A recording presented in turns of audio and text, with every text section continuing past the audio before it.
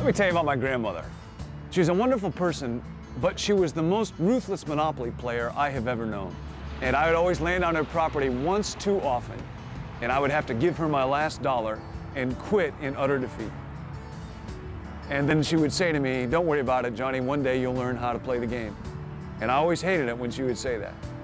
And I learned that summer how to play the game. It gradually dawned on me, money's how you keep score. You gotta acquire everything you can. And by the time that fall rolled around, and I was gonna play my grandmother again, I was more ruthless than she was. I drove her off the board. And then I had one more lesson to learn. The great lesson at the end of the game is this: when the game is over, it all goes back in the box. All that money, all that property, all those houses, all those hotels, everything, when the game is over, goes back in the box. The psalmist said, "Teach us to number our days aright, so that we gain a heart of wisdom." You and I can be rich toward God, which is the only kind of richness that counts. Because all the other kinds, they're going to end up here. They're going back in the box.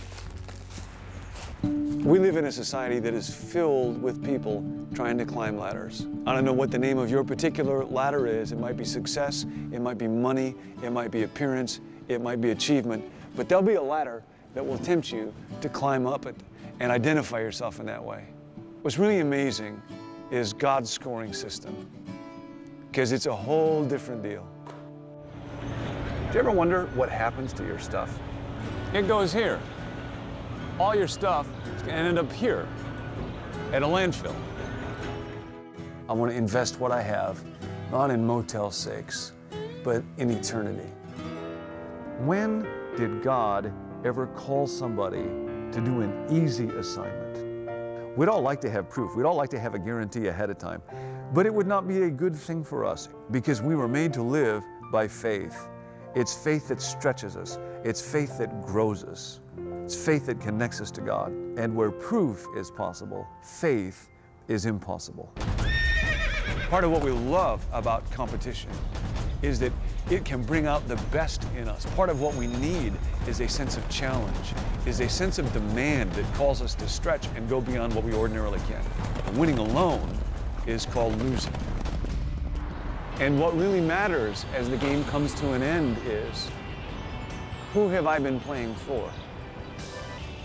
I don't know how the game is going for you. You may be a pawn, you may be the master of the board. Really doesn't matter much. The king still has one more move.